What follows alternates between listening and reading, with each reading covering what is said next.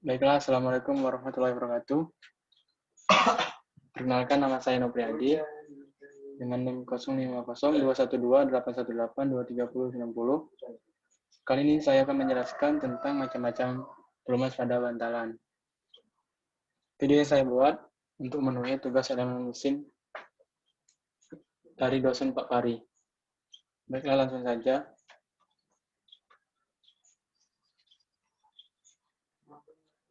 Bearing atau bantalan. Bantalan atau bearing merupakan komponen mesin yang berfungsi menumpu poros yang mempunyai bahan tertentu, sehingga gerak berputar atau gerakan bolak-balik dapat berlangsung dengan halus, aman, dan komponen tersebut dapat tahan lama. Bantalan harus cukup kuat dan kokoh agar komponen mesin lain dapat bekerja dengan baik. Lubrikan atau pelumas. Pelumas atau lubrikan merupakan zat kimia yang berfungsi untuk melumasi permukaan suatu komponen, mengurangi gesekan antar permukaan, dan dapat melindungi bantalan dari korosi agar awet atau tahan lama. Nah, berikut adalah klasifikasi pelumas. Cair, semi cair, dan padat. Cair biasanya menggunakan minyak mineral dan sintetis. Minyak mineral paling sering digunakan karena harganya murah dan stabil. Semi cair, minyak gemuk. Pelumas semi cair yang memiliki viskositas lebih tinggi daripada oli. Minyak gemuk digunakan di mana kecepatan lambat dan tekanan yang agak berat, serta minyak yang menetes dari bantalan yang tidak diinginkan. Yang ketiga, padat. Grafit adalah pelumas padat yang paling umum digunakan, baik sendiri-sendiri atau dicampur dengan oli atau gemuk.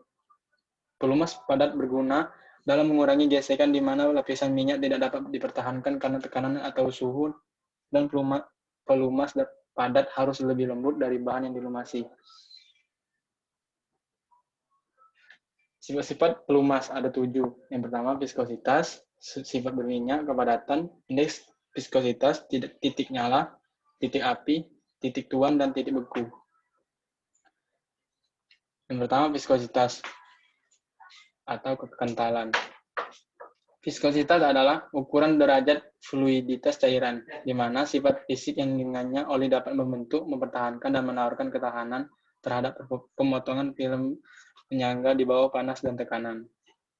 Semakin besar panas dan tekanan, semakin besar viskositas pelumas yang dibutuhkan untuk mencegah penipisan dan pemerasan film. Satuan viskositas absolut dalam satuan SI atau satuan internasional adalah kilogram per meter second. Viskositas pelumas diukur dengan viskometer universal Seibot. Untuk mengubah viskositas universal Seibot dalam hitungan detik menjadi viskositas absolut atau dalam kilogram per meter second, Z sama dengan SP dikali GR of oil. Keterangan. Z adalah viskositas, S adalah viskositas universalitas Seibot dalam hitungan detik.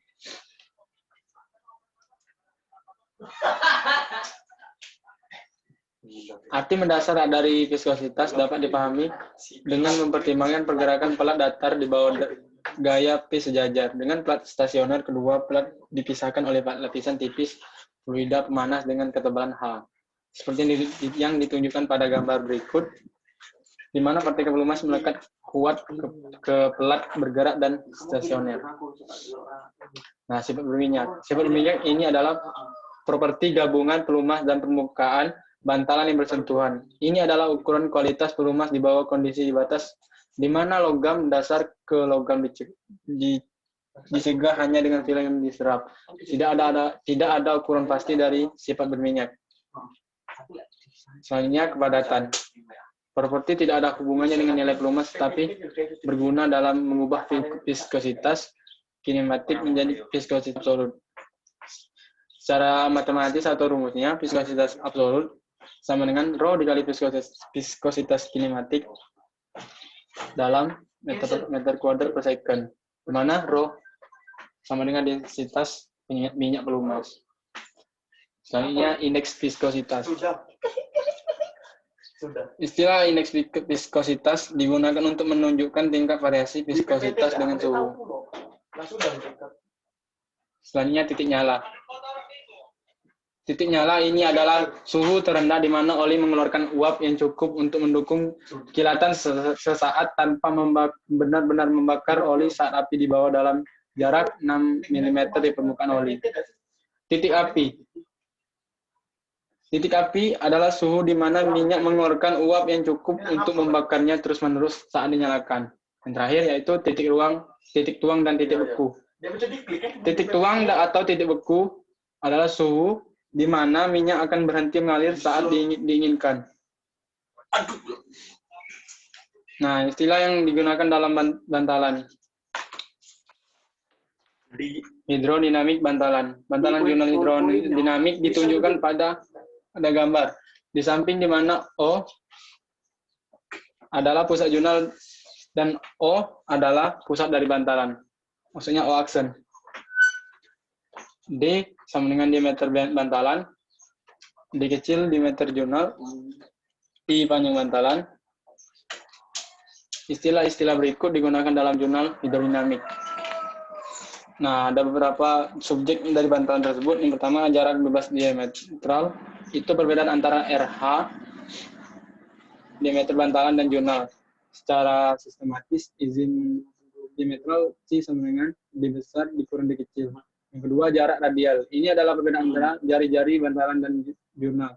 Secara sistematis, jarak radial. Ada sistematis dari jarak radial. C. 1 sama dengan R besar dikurang R kecil. D besar sama dengan D besar dikurang D kecil per 2 sama dengan C per 2.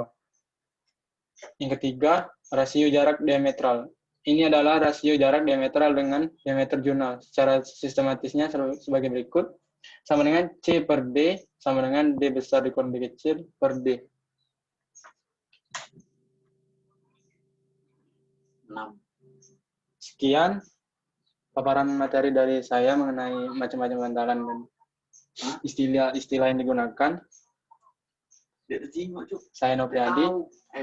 Mohon maaf apabila ada salah kata. Kepada Allah saya mohon ampun. Wabillahi taufiq wal hidayah. Wassalamualaikum warahmatullahi wabarakatuh. Aku hidupin kameraku tuh.